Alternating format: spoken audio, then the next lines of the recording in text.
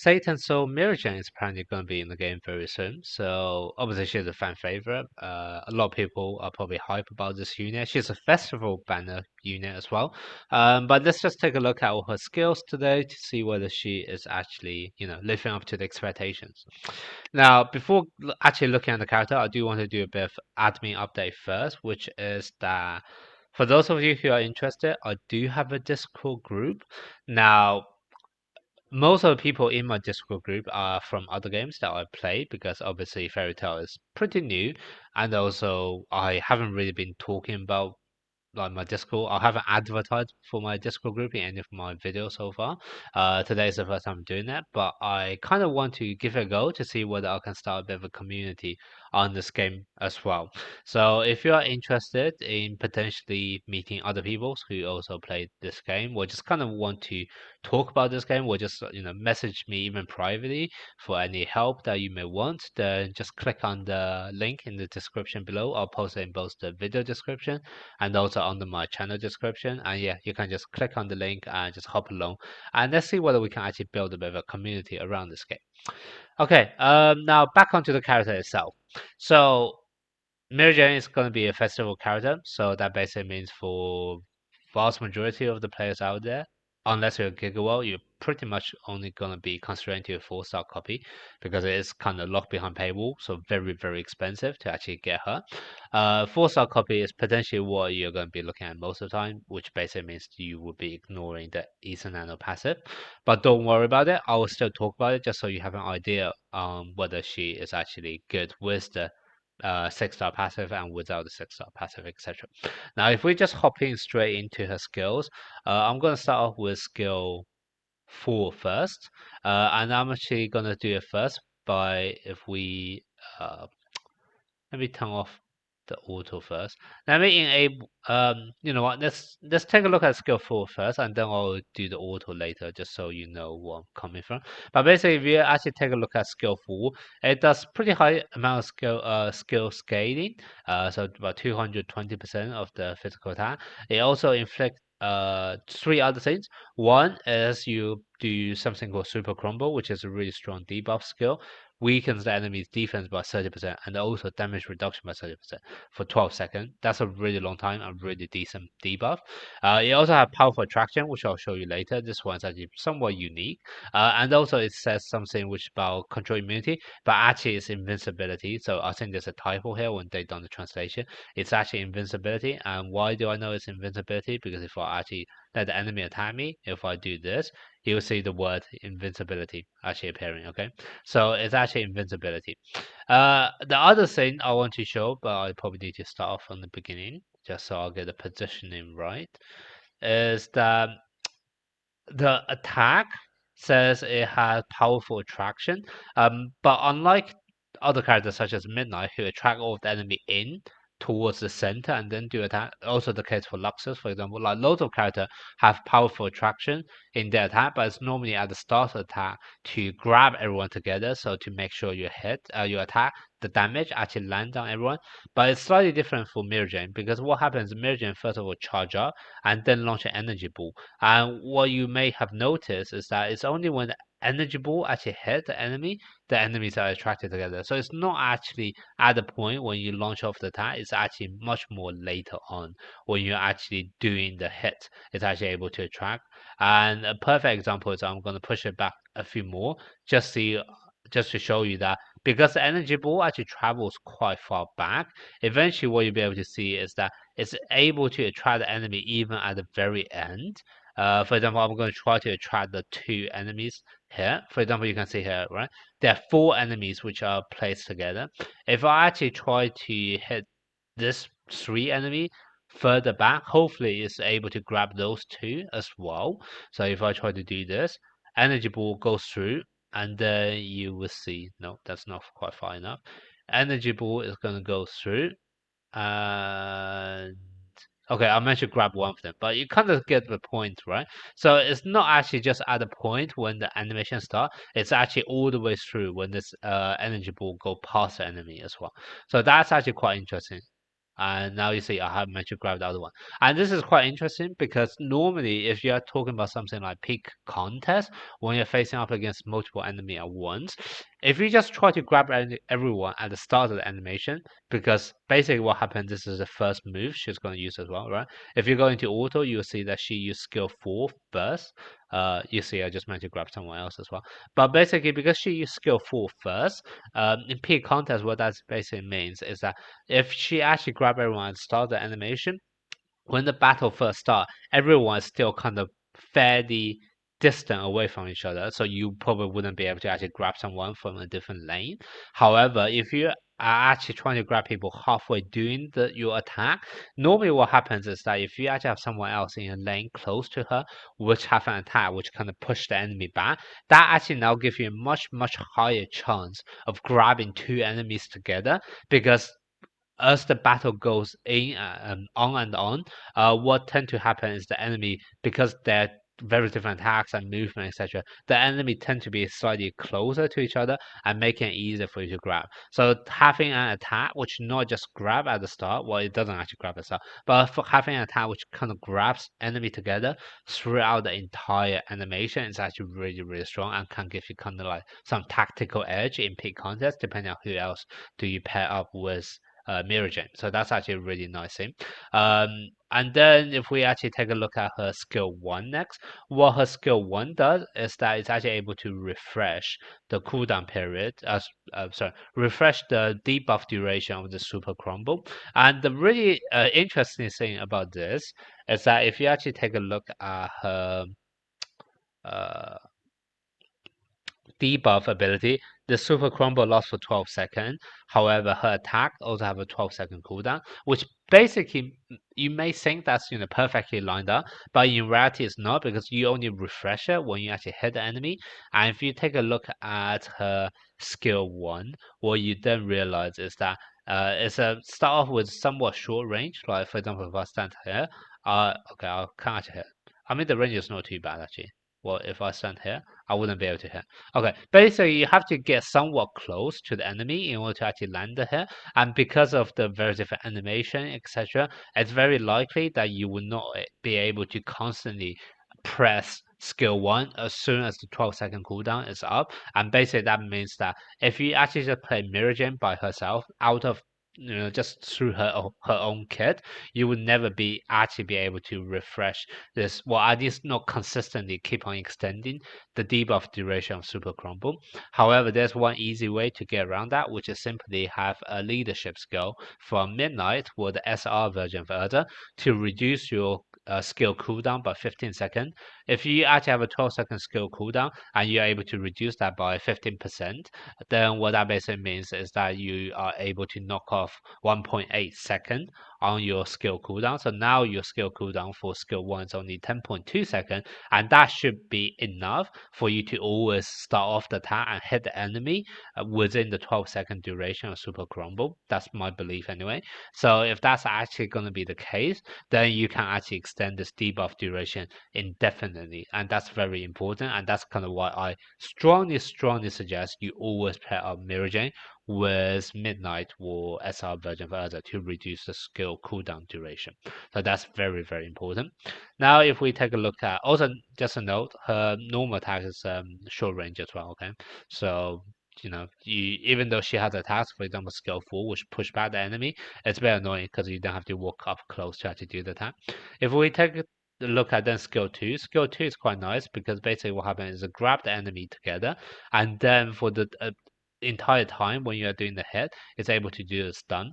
Now the animation itself lasts for about, I would say probably the actual hit probably lasts for about 1/2 second or maybe 2 seconds. So that's quite nice. Basically, you're able to give like a 2 second stun, which is quite long for a stun to be honest. And also this grabbing ability is quite nice because, for example, in PvE there are multiple enemies, you're actually able to grab them together and then actually stun multiple enemies. So that's also quite nice. Less important for PvP because for PvP, obviously, you're only facing up against maximum 3 enemies, and normally they stand quite further out. The range is not massive; like it's able to grab a bit, but it's not definitely not able to grab people from a different lane. So yeah, this is more like a PvE E edge, that kind of grabbing animation. But even without the grabbing, the attraction of multiple enemies, the fact that you're able to stun for almost 2 seconds, pretty solid by itself already. Now, if we take a look at skill 3, this one is also very interesting. Um, it's gonna do another debuff, which basically reduce elemental defense by 18% for 12 seconds. So once again, really long debuff duration. It's also gonna give a control immunity and also inflict fear.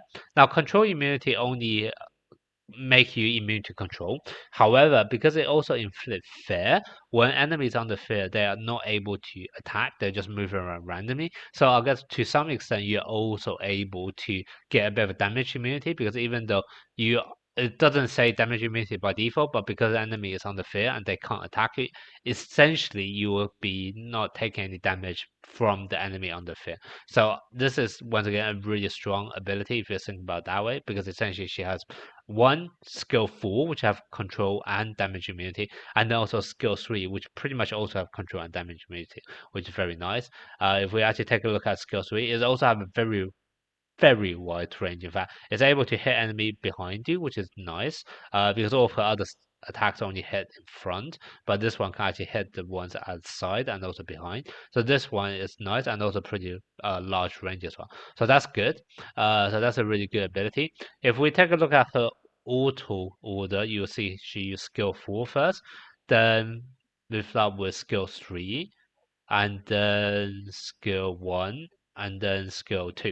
So and that's a decent order. Ideally, I would want to use skill 3 first, then skill 4, and the reason being is that if you take a look at her passive, she basically gets something called Magic Surge, which is a buff that give her increased damage by 20% for 8 seconds. And this is only at level 1, by the way. This gets a lot higher as you level it up. And basically, this is only activated when she uses her skill 3. So if you are actually playing Mirajane manually, I would suggest you use skill 3 first in order to get this damage buff, and then use skill 4 to do the big ult nuke. So that's normally what I play. But obviously when you're actually doing the auto, unfortunately you use skill 4 first, then skill 3, which is annoying because you kind of miss out on the buff for your ult. But it's not the worst thing in the world because at least you are starting off the battle with 2 attacks, which basically both have control immunity and damage immunity.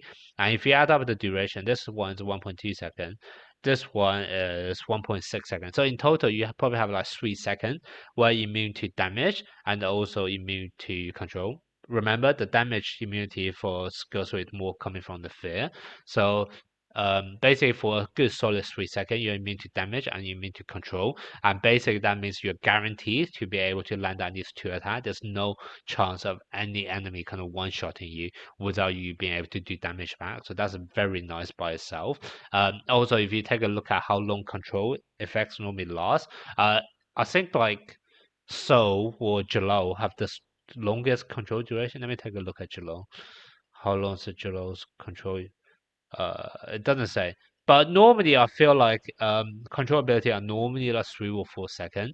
So if you're actually able to get like a 3 second control immunity at the start of the battle, then even for the likes of Jalou who have really long imprisoned duration, you are pretty much able to bypass all of them as well. So that's actually really nice as well to take note of. The only thing I guess is that in case the animation finish before control immunity finish, then maybe you will be controlled for a tiny bit.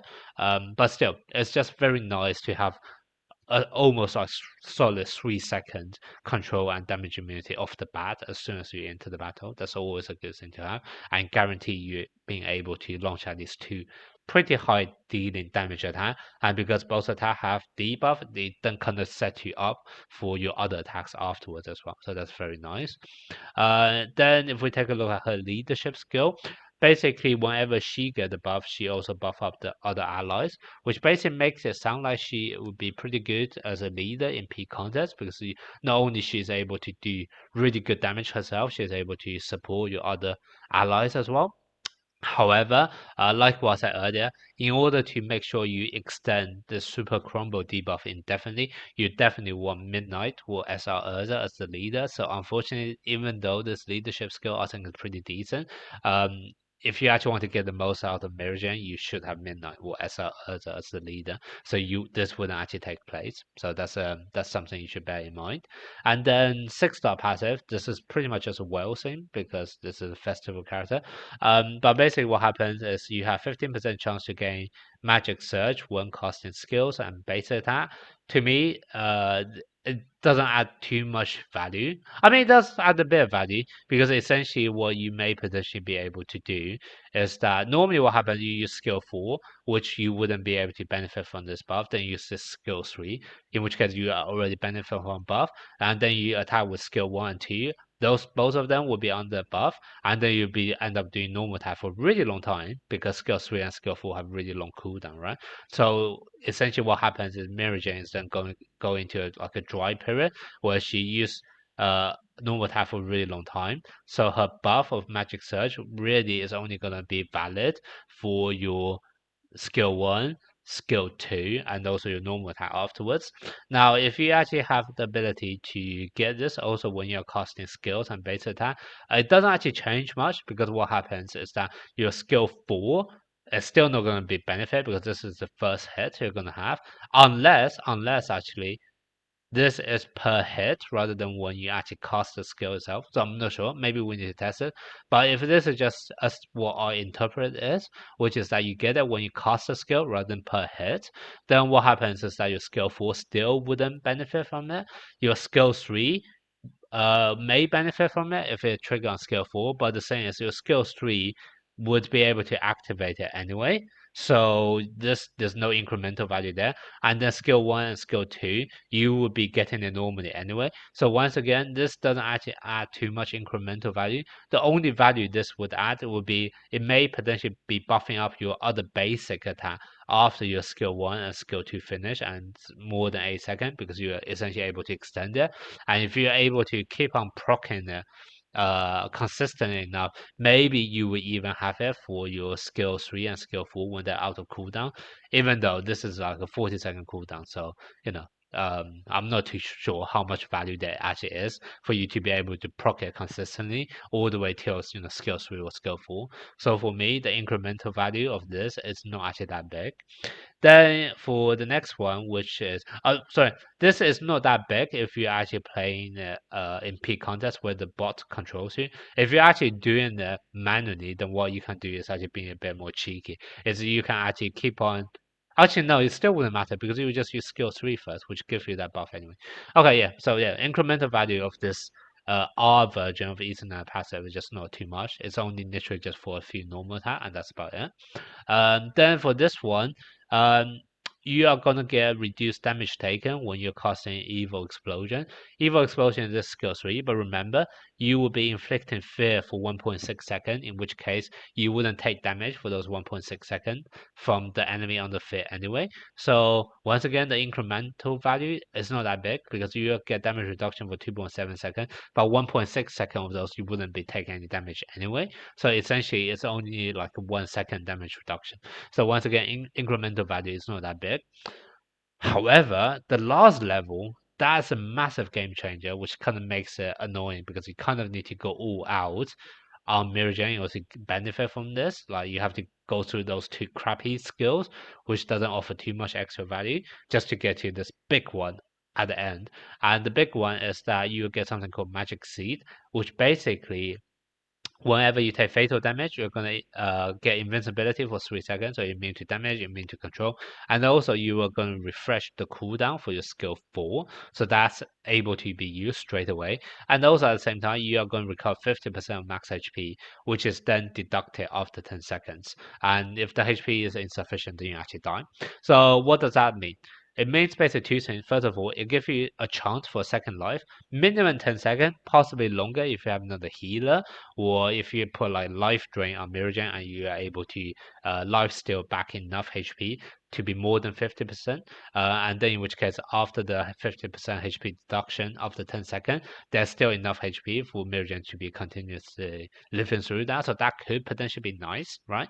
But the more important thing is that the fact that she would refresh the cooldown for her skill 4 and also have invincibility straight away, that basically means you are able to use skill 4 guaranteed. Because you already have invincibility, which is immune to damage and control, so you definitely wouldn't be killed off straight away or controlled straight away, and then you'll be able to go straight into skill 4, which once again have damage and control immunity, so you're almost guaranteed to be able to land this, and that is very, very strong because now you are guaranteed to be able to launch at least 2 ult in one battle, and that can normally means that even if you're on the verge of dying, you are able to at least take out one enemy alongside with you, and that is very, very strong. And this is kind of my thoughts on Mirajane. I personally think that if you are gonna wear out on Mirajane, I think kind of skill 4 is like a must. Um, sorry, not skill 4. Um, 6-star to unlock Ethan Nano passive so that you have 2 attacks of skill 4 is a must if you want to really make Mirajane shine the most. Having said that, even at 4-star, I think she is still decent enough for her to be played. I think I'll probably put her at the same level as Heaven's World Urza at 4-star because she does have a very good starting move. Like even when you're controlled by bot, you are starting off with like 3 seconds of total in total of control immunity and damage immunity, and that's really strong. So you can build her as a glass cannon and just do maximum amount of damage. So I think like if you just have her at 4-star, I think she'll be on par with Heaven's Will Urza, as a classical festival banner character, but she will probably be outclassed by your other rare or lower rarity character who's actually 6-star and have easy nano passive unlock. However, if you're actually willing to well out Mirajane and get her completely 6-star with Ethan Nano passive completely maxed out, then I think she has the potential to be possibly the heaviest hitting nuker in the game because she would be able to first of all do skill 4, skill 3, which first of all have control immunity and also able to debuff, and then even if she dies afterwards, the enemy will be on the really weak debuff, and then you'll be hitting back with like a massive nuke from skill 4 again, and I'm pretty sure that's able to kill off any character. Like, I don't think any character in this game can withstand 3 attacks, 3 nuking attacks from Mirajane. And having knowing this that you can guarantee killing off one enemy and possibly even more in like peak contests, etc., I think she's going to do absolutely insane. But once again, having said that, this is only if you actually have her max out, which we know it's going to be tricky because she is a festival character and therefore locked behind paywall.